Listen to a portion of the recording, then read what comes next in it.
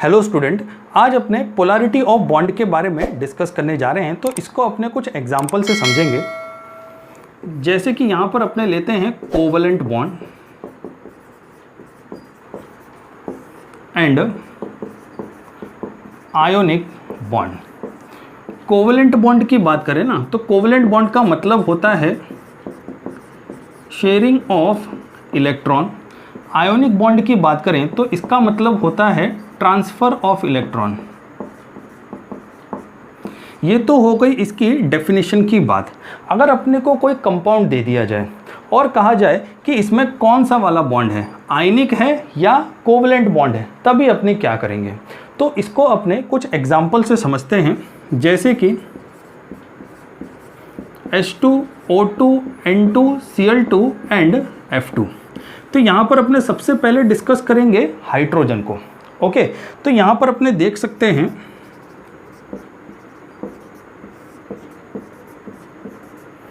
Hydrogen के formation की बात करें तो ये दोनों ही हाइड्रोजन की इलेक्ट्रोनेगेटिविटी, इलेक्ट्रॉन डेंसिटी अपने को सेम देखने को मिलती है। यहाँ पर अपने को ध्यान रखना है कि यहाँ पर अपने को आइडेंटिकल न्यूक्लियाई देखने को मिलता है, बिकॉज यहाँ पर कोवलेंट बॉन्ड की सिमेट्रिकल अरेंजमेंट देखने को मिलती है। या तो अपने ऐसा बोल सकते हैं कि symmetrical distribution of covalent bond, जिस वजह से अपने इसको बोलेंगे नॉन पोलर कोवलेंट बॉन्ड। अगर अपने यहाँ पर इन हाइड्रोजन्स को AA से डिनोट कर दें और तब यहाँ पर क्या बनेगा, AA के बीच में अपने को कोवलेंट बॉन्ड देखने को मिल रहा है कि नहीं मिल रहा। और ध्यान रखना है कि ये जो कोवलेंट बना ना, ये एक एक इलेक्ट्रॉन के शेयरिंग से ही बना है। और यहाँ पर जो इलेक्ट्रॉन क्लाउड अपने को देखने को मिलेगा वो सिमेट्रिकल होगा। ध्यान रखना है, सिमेट्रिकल इलेक्ट्रॉन क्लाउड देखने को मिलता है, तभी तो इसको बोलेंगे हम नॉन पोलर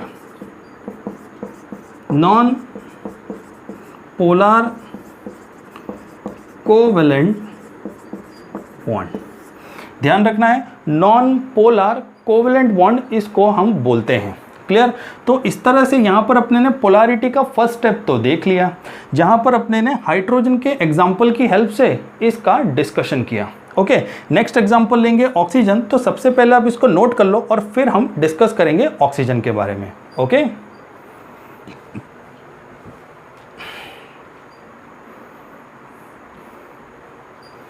ओके,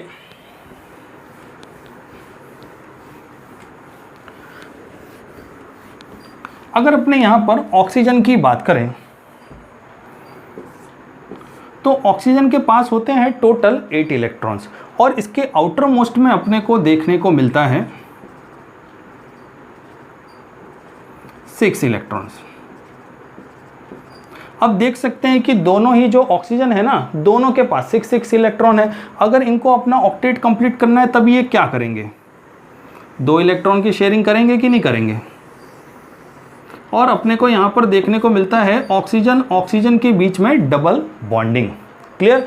तो ये तो हो गई डबल बॉन्डिंग की बात। थर्ड वन, अगर अपने यहाँ पर नाइट्रोजन ले लें तभी क्या देखने को मिलता है। ध्यान रखो कि नाइट्रोजन के इलेक्ट्रॉन्स की बात करें तो ये अपने को टोटल देखने को मिलेंगे 7 और इसका इलेक्ट्रॉनिक कन्फिग्रेशन होगा अपने को 2-5 देखने को मिलता है।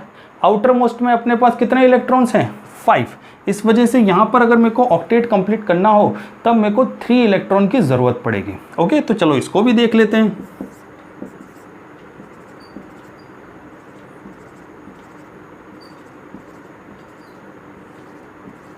अब यहाँ पर अपने देख सकते हैं कि दोनों ही नाइट्रोजन के पास 5 इलेक्ट्रॉन है।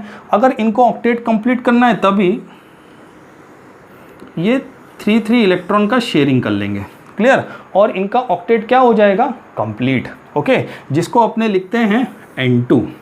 ओके, तो इस तरह से यहाँ पर अपने ने बॉन्डिंग तो देख ली, जिसमें सिंगल, डबल और ट्रिपल तीनों कंप्लीट हो गई।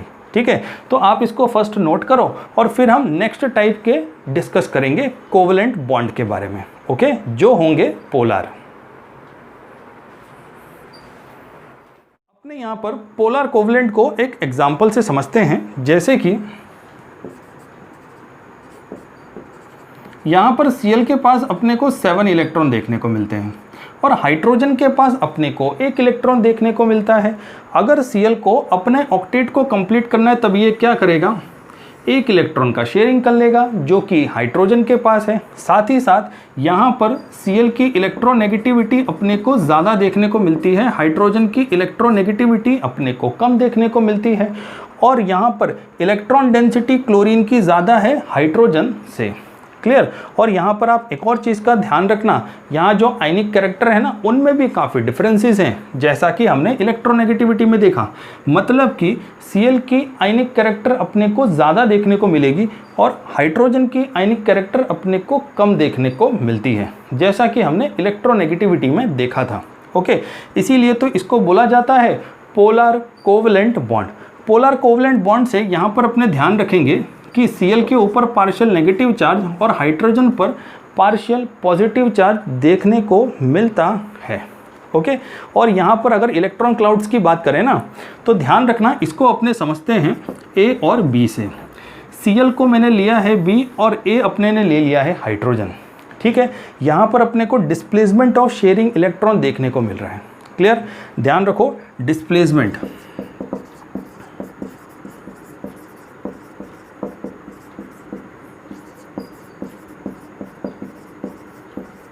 डिस्प्लेसमेंट ऑफ शेयरिंग इलेक्ट्रॉन देखने को मिलता है।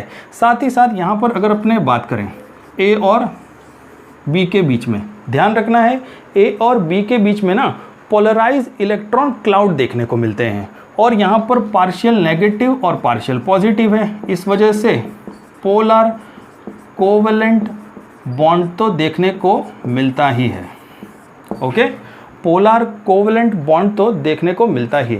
और अगर आयनिक कैरेक्टर की बात करें तभी Cl की आयनिक कैरेक्टर ज़्यादा देखने को मिलती है हाइड्रोजन से, जैसा कि हमने इलेक्ट्रोनेगेटिविटी में डिफरेंसेस देखे थे, जहाँ पर Cl की इलेक्ट्रोनेगेटिविटी अपने को ज़्यादा देखने को मिल रही थी और हाइड्रोजन की इलेक्ट्रोनेगेटिविटी अपने को कम देखने को मिल रही थी। ओके, तो इस तरह से पोलैरिटी ऑफ बॉन्ड का टॉपिक तो होता है कंप्लीट, जिसमें अपने ने दोनों ही टाइप के कोवलेंट बॉन्ड देख लिए।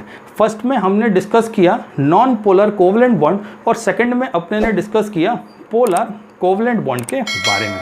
तो इस तरह से आज का लेक्चर होता है कंप्लीट। मिलते हैं नेक्स्ट लेक्चर में।